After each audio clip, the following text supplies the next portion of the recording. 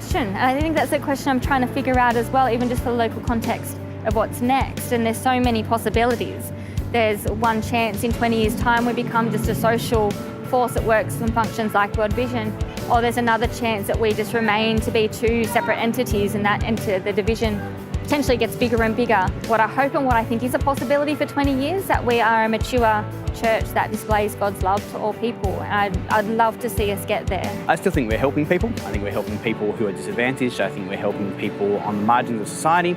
I think we are, I hope and I pray that we are a vibrant worshipping church wherever we might be.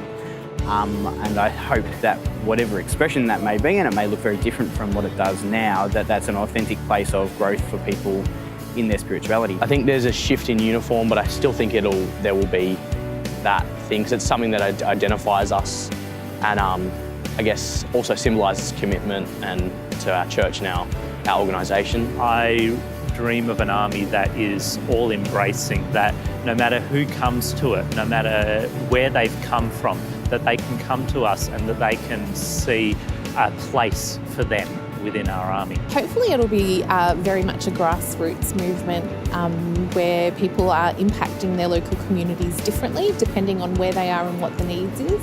I think we need to be colouring our mission and ministry around what's happening in a certain space at a certain time. It could look very similar, and that's probably a really scary thing because I don't think that we can afford to stay as we are now.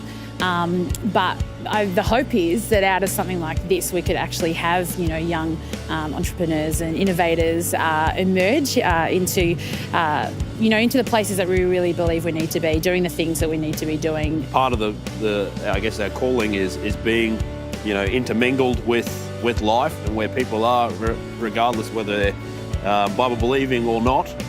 So wherever those people are, we need to be right there beside them so that we can continue being effective, whatever the culture might look like at that time. So I would love the idea that we had churches that were in the community mingling and showing God's love in a daily practical way. That can do wonders for transformation for people's lives. Programs are great and we see success in that, but we all know that the greatest thing happens when someone meets Jesus and their life is transformed. So what would be so exciting is if we were just full of communities of people being transformed by relationships with Christ through their relationships with the people in the church.